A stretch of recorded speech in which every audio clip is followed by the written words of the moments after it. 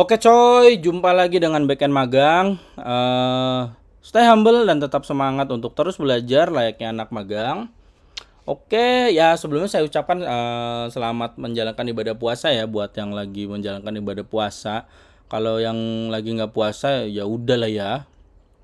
Oke, jadi kali ini Backend Magang tuh bakal bahas tentang SQL transaction, tepat lagi pada aset propertiesnya gitu ya.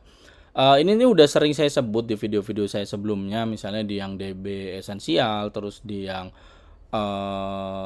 NoSQL versus SQL gitu kan. Nah, cuma di situ belum dijelasin detail. Nah, di sini ya saya juga yang ngikutin request dari rekan saya untuk bahas ini secara detail. Oke, jadi supaya nggak banyak cincong kita langsung aja. Nah, gimana sih dengan kok dicontohin gambar begini? Jadi ada bank, terus ada orang kirim duit, ya ini prosesnya ke database gitu kan. Jadi intinya itu misalkan si A mau kirim uang ke si B gitu. Nah, terus dalam pas pencatatan di database ada error nih, entah dalam proses koneksinya ke database-nya atau di database-nya sendiri lagi error. Nah, saat dia udah transfer itu terus terjadi error, apakah nanti jadinya si A ini uangnya hilang aja yang udah ditransfer padahal si B belum nerima. Nah, proses-proses yang kayak gini itu yang kita istilahnya cegah dengan melakukan SQL transaction. Nah, seperti tadi saya bilang SQL transaction itu ada namanya ACID properties. Apa sih itu? Ini udah pernah saya jelasin juga, tapi saya akan jelasin ulang di sini. Jadi ACID ini bukan asam ya guys ya. Jadi ACID ini tuh adalah singkatan dari atomicity, consistency, isolation, sama durability. Atomicity sih lagi. Sorry ya belibet ya. Atomicity itu apa sih Bang? Nah, atomicity itu intinya simpelnya gini, seluruh transaksi itu, misalkan tadi ada proses kan, prosesnya itu dari A kirim ke B, yang dimana berarti ada langkah yang terjadi.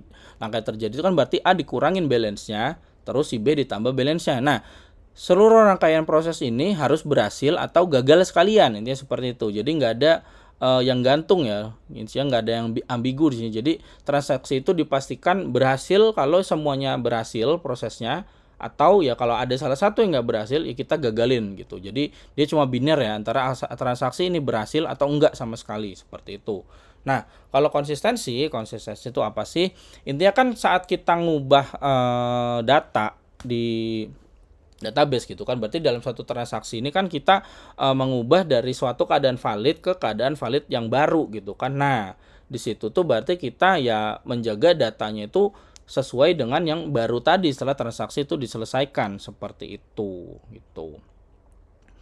Terus isolation, nah isolation ini berarti kan gini, jadi saat kita melakukan transaksi dengan SQL transaction itu sebenarnya dia jalannya secara konkuren gitu, karena setiap transaksi yang berjalan secara konkuren ini jadi dia diisolasi supaya dia jalannya itu mandiri gitu, nggak ngeganggu transaksi yang lain. Yang simpelnya seperti itulah ya. Nah, yang terakhir itu adalah durability, daya tahan intinya gitu kan. Nah, intinya itu durability itu gini, sebenarnya agak mirip dengan konsistensi tadi ya. Jadi misalnya kita udah selesaikan nih suatu proses transaksi. Nah, transaksi itu udah selesai, berarti kan data itu akan sesuai dengan data yang terbaru setelah transaksi tadi selesai, atau di sini tepatnya kita bilang di commit gitu transaksinya. Nah, itu ketika terjadi error ya sistem memastikan kalau data itu nggak balik ke data awal ya, intinya seperti itu. Ya walaupun ada errornya, entah error koneksi atau error database-nya, pokoknya ada kegagalan sistem, dia memastikan data tetap berlaku yang terakhir gitu. Nah, untuk selanjutnya, nah ini dia nih, kayak komennya dalam SQL transaction itu tuh sebenarnya simple ya, cuma ada begin, commit, sama rollback. Begin ini yang kita pakai buat memulai transaksinya. Kalau commit itu yang kita gunakan buat nyimpen datanya setelah semua proses dipastikan berhasil. Jadi misalnya rekan-rekan ini melakukan dalam proses itu ada insert ke tabel A, terus dari tabel A update ke tabel B misalnya kayak gitu. Nah, itu kalau nggak di commit ya proses-proses tadi tuh nggak disimpan gitu. Walaupun kita lihat datanya udah sedalam rangkaian transaksi data berubah, tapi ke tabelnya itu belum disimpan ya, seperti itu. Jadi kita harus pastikan kita commit di setiap ending transaction gitu kan. Nah, rollback ini buat apa sih? Rollback ini ya yang kita pakai buat mencegah misalnya ada error supaya transaksinya nggak berlanjut dan kita bisa batalin semuanya seperti tadi. untuk properti yang atomicity tadi. Jadi transaksi harus benar-benar berhasil atau gagal sekalian, jadi seperti itu. Jadi kalau rollbacknya kita pakai misalnya kalau ada error di mana, if error ya kita taruh rollbacknya di situ. Nah seperti itulah kira-kira ya. Oke, langsung kita lanjut lagi. Nah ini contohnya nih. Jadi misalnya kasusnya adalah kita perlu transfer 100 nih misalnya dari rekening A ke rekening B. Nah ini kan melibatkan dua langkah ya. Jadi langkah pertama ya pasti kita mengurangi jumlah duitnya si A, baru selanjutnya kita menambahkan duitnya ke si B gitu sesuai jumlah yang dikurangi dari A. Intinya kan seperti itu. Jadi kan di sini nih ini perintahnya saya contohkan. Jadi ini begin transaction. Terus kita update akunnya si A, kita kurangi dengan 100 tadi. Terus ini saya cek nih, kita cek kalau si A ini punya duitnya cukup, balance-nya cukup, baru lanjut. Tapi kalau enggak, berarti kita anggap itu error dan kita rollback. Jadi dia nggak akan lanjut ke proses yang selanjutnya ini gitu. Dan ini kita balikin datanya sebelum dikurangi 100 seperti itu gitu. Nah baru kalau ini nggak masalah, dia nggak ke rollback, berarti dia baru lanjut. Berarti si B ditambah 100. Nah baru setelah itu ini jangan lupa kalau semua aman baru kita commit transaksinya. Jadi nanti seluruh prosesnya tuh yang ini dikurangin 100 si A, yang si B ditambah 100 itu baru disimpan setelah commit dilakukan. Intinya seperti itu ya guys ya. Ini kalau kita lanjut lagi ya, ini penjabaran yang tadi udah saya sebutin ya. Jadi kalau saya ulangin lagi, pokoknya kita mulai transaksi, kita kurangin duitnya dari si A 100, kita cek si A itu cukup nggak akunnya. Kalau nggak, proses kita rollback, berarti yang kurangin 100 tadi batal. Terus kita tambahin si B kalau prosesnya nggak rollback. Terus setelah itu kita commit supaya pengurangan di akunnya si A sama penambahan di akunnya si B itu tersimpan gitu. Jadi intinya seperti itu ya. Kalau dibilang ada contoh lain nggak bang? Ada. Misalnya begini. Jadi, nah kalau ini saya contohin proses yang lain dengan ini juga saya pakai bahasa programnya ya. Misalnya ini di codingnya teman-teman nih di bahasa programnya. Kalau ini saya pakai Golang ya kebetulan. Ya karena emang saya seringnya pakai Golang sih ya. Nah, ini juga nih kemarin ada yang nanya tuh foo tuh apa sih bang, bar tuh apa sih bang? Ya gini ya, maksudnya foo sama bar itu kalau yang belum tahu itu cuma frasa aja gitu buat permisalan gitu, daripada kita nulis panjang-panjang gitu kan. Jadi foo bar udah gitu. Tuh umum digunakan sama ya orang-orang tua kayak saya ya lah, orang di dunia coding tuh biasa ngomongnya gitu foo sama bar gitu. Jadi itu buat permisalan aja, jangan diambil pusing. Nah, ini contohnya kok agak beda bang. Iya, saya emang lagi contohin yang lain. Contohnya misalnya gini, kita tuh misalnya punya apa ya bilangnya tuh, suatu tabel paren dengan tabel anaknya gitu, tabel chartnya gitu. Misalnya kita punya tabel pembelian, terus kita punya anaknya itu detail pembelian. Misalnya pembelian itu buat nyimpan kalau total pembelian ada berapa. Nah, nanti kita dapetin ID pembeliannya itu, nanti ID pembeliannya itu dipakai buat si detail pembelian nih. Detail pembelian tuh misalnya isinya itemnya gitu, dia masih mengacu ke pembelian yang mana gitu kan. Nah, misalkan proses seperti itu, ya ini misalnya saya tuh misalnya anaknya itu cuma satu ya. Di sini misalnya di proses ini sebenarnya bisa kita lakukan for gitu kan, misalnya untuk berapa banyak itemnya, tapi saya anggap ini satu aja buat contoh. Jadi di sini kan saya misalnya saya buka nih transaksi ini, saya begin transaction. Nah, terus di sini saya melakukan query yang pertama gitu. Query yang pertama tadi misalnya yang masukin data ke tabel parennya, terus kita ambil ID-nya. Maksudnya di sini ada scan ID nih ya. Misalnya kita insert into bla bla bla terus returning ID. Nah, gitu. Saya ambil ID-nya di situ. Nah, di sini saya pastikan juga nih kalau proses ini, proses yang query yang pertama itu nggak ada error. Kalau ada error ya dia akan rollback. Jadi bahkan dia nggak akan nyampe ke sini dan data yang tadi udah di-insert di sini itu dibatalin ya, seperti itu. Rollback ya. Nah, selanjutnya ketika ini udah berhasil nggak ada masalah, ID-nya kita ambil, taruh di variabel yang ini, kita pakai di sini. Jadi ini saya melakukan proses selanjutnya. Ini proses yang tadi yang proses si foo, ini proses si bar ya, misalnya aja gitu ya namanya ya. Nah, ini yang ke tabel detailnya tadi atau tabel anaknya. Kita pakai si ID bapaknya tadi kan. Nah, di sini kita cek juga kalau proses yang kedua ini error, rollback lagi. Jadi di yang proses ini terrollback, dia nggak lanjut sampai commit. dan data yang tadi di sini udah diisi insert dibatalin lagi. Intinya seperti itu kalau di rollback gitu. Jadi intinya sama seperti yang tadi saya udah bilang, proses harus berhasil sekalian atau gagal sekalian. Jadi seperti itu. Nah, kalau ini semua udah aman, rollback ini kelewat semua, nggak ada yang masuk ke kondisi error, ya ini baru transaksi kita commit gitu. Intinya seperti itu ya.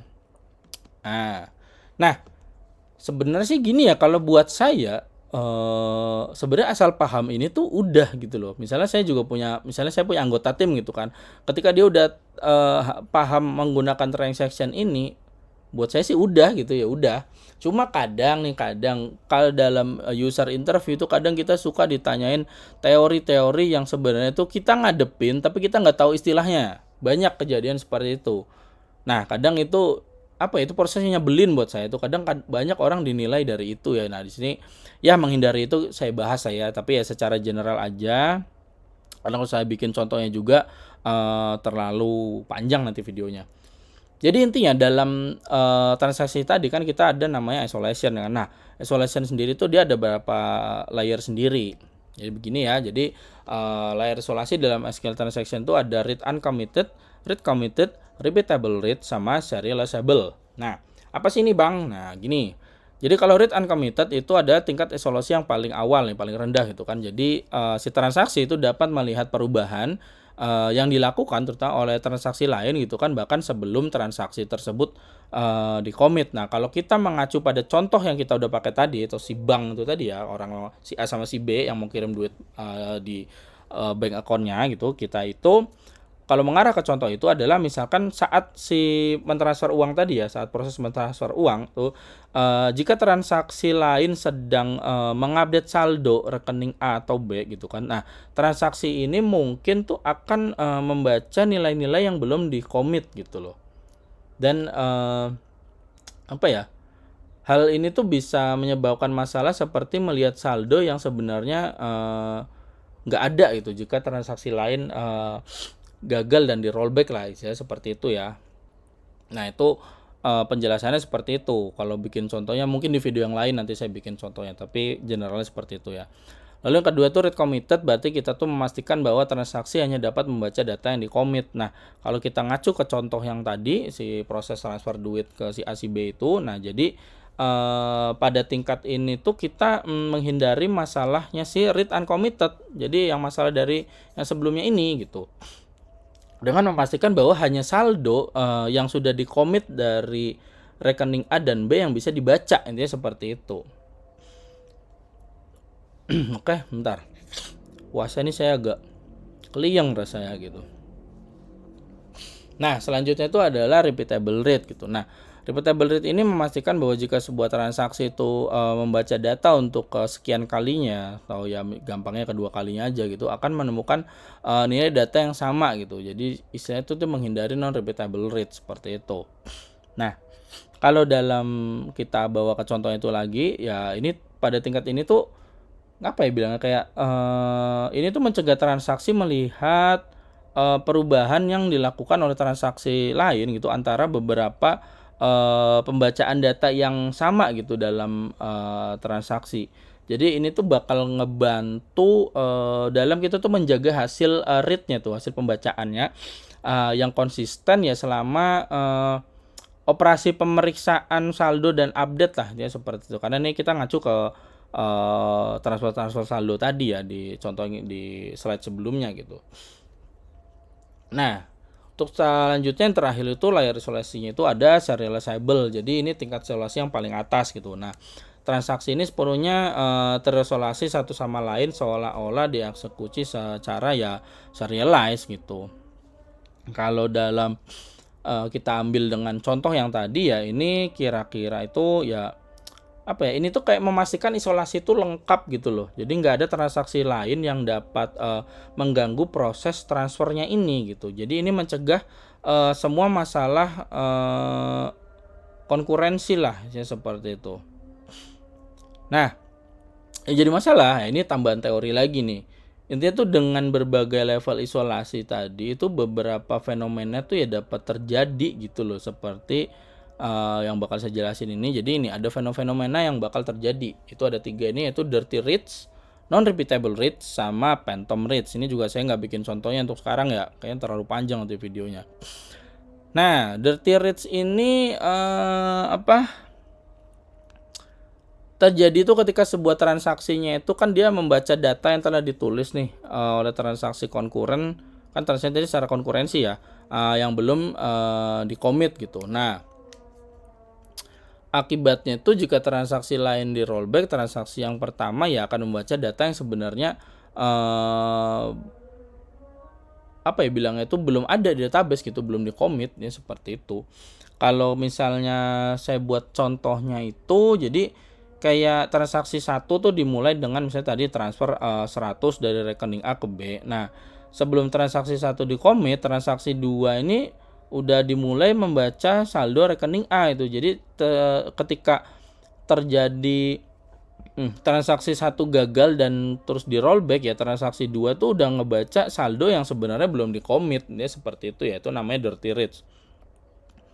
Selanjutnya itu ada non-repeatable read. Ini terjadi ketika selama transaksi sebuah row itu diambil 2 kali gitu, dan nilai-nilai dalam baris tersebut tuh berbeda antara proses reads-nya gitu atau pembacaannya gitu kan. Jadi ya basicnya tuh transaksi lain tuh mengubah row gitu, suatu row gitu di antara 2 proses read seperti itu. Nah, kalau saya buat contohnya ya, misalnya transaksi 1 dimulai gitu kan, dan dia tuh ngebaca saldo si rekening A gitu kan. Nah, terus proses selanjutnya itu anggap transaksi kedua itu dia ngetransfer 100 dari rekening si A ke si B dan di commit. Jadi kita masih ngacu ke contoh yang tadi lah ya, kan tadi 100 juga.